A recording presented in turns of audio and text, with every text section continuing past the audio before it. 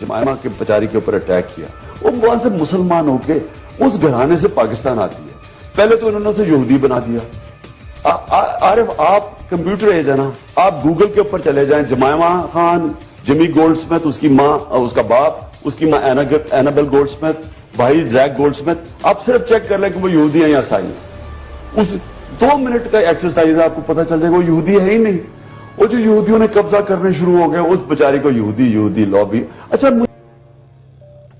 मगर ये सब कुछ इतना सीधा नहीं है।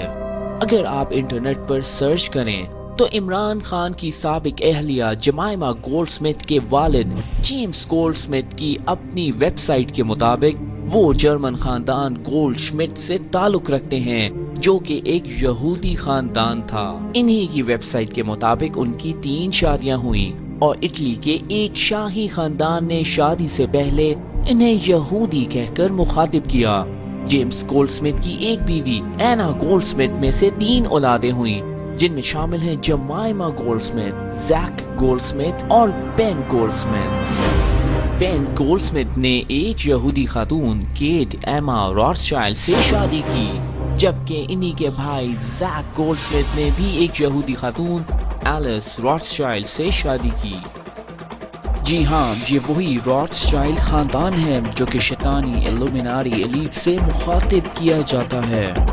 बल्कि ये ही नहीं, गोल्डस्मिथ का ताल्लुक ब्रिटिश रॉयल फैमिली से भी है। याद रहे कि ब्रिटिश रॉयल फैमिली अपनी नस्ल की अफजाइश के लिए सिर्फ एक खास डीएनए की नस्ल का इंतखाब करती है, वो नस्ल जिसमें इंपीरियल रॉयल्टी शामिल हो।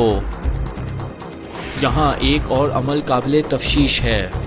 पाकिस्तान में वॉर ऑन टेरर में 30,000 अफराद हलाक हुए, 3,000 से जायद पाकिस्तानी फौज के जवान शहीद हो गए, लेकिन कभी किसी ब्रिटिश एमपी ने पाकिस्तान आकर ताज़ियत ना की। इंग्लैंड की हुकूमत की तरफ से हमारे किसी जवान के साथ इजहार हमदर्दी नहीं की गई, मगर जैक गोल्डस्मिथ पहुंच गए अहमदियों से इजहार हमदर्दी करने उन्हीं की एक मस्जिद में। और ये मामला सिर्फ लंदन में ही नहीं बल्कि इंडोनेशिया में भी पेश आया। क्या ये सब कुछ इस अमर की तस्दीक करता है कि शैतानी कुव्वतों से मुंसलिक यहूदी कादियानी लॉबी हर दम कायम है और पाकिस्तान को एक बार फिर हाईजैक करने का मंसूबा बना रही है?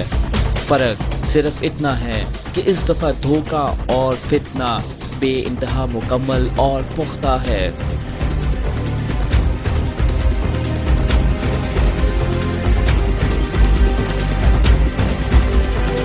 इन हालात में क्या आप सूरत हाल को बगैर जाने परखे और सिर्फ ग्लैमर और जज्बात की बुनियाद पर फैसला करेंगे? क्या आपको हाल में होने वाले वाक़यात में माजी का रंग नजर नहीं आता? क्या बहसियत मुसलमान इकोनॉमिक इंडिकेटर ही आपकी जिंदगी का वाहिद हसूल रह गए हैं?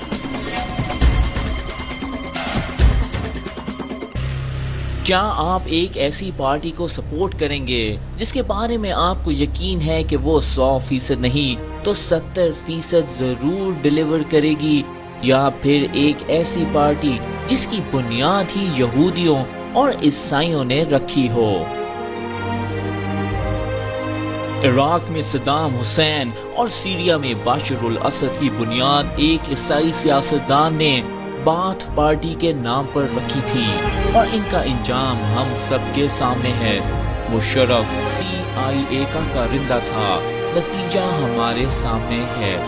इजिप्ट, जॉर्डन, टर्की, कोई भी इस्लामी मुल्क आज एक मजबूत साख नहीं रखता और उसकी सिर्फ एक ही वजह है कि उनके सियासतदानों और हुक्मरानों की जड़ें यहूदियों से जा मिलती हैं।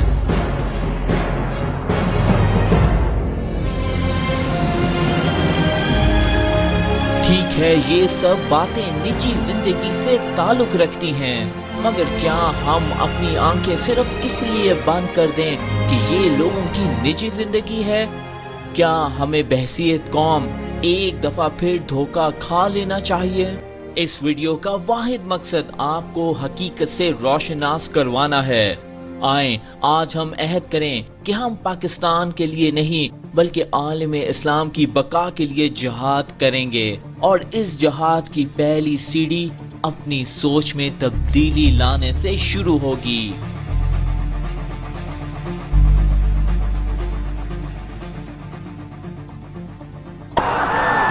My fellow citizens, I stand here today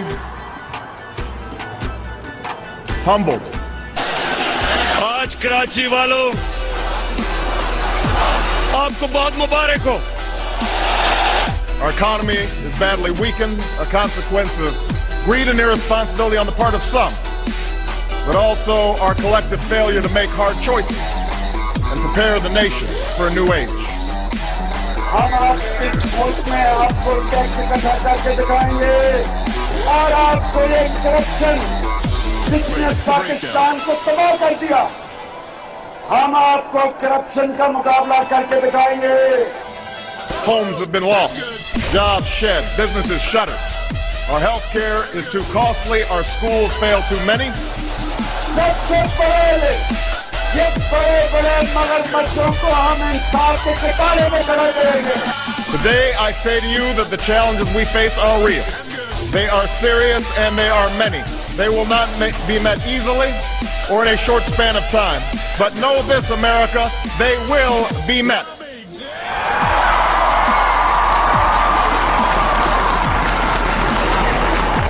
یہ آپ یہ تبدیلی کا انقلاب آپ نہیں لے سکتے۔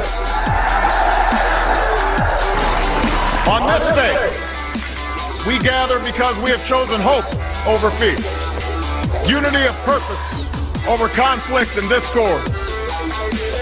On this day, we come to proclaim an end to the petty grievances and false promises, the recriminations and worn-out dogmas that for far too long have strangled our politics.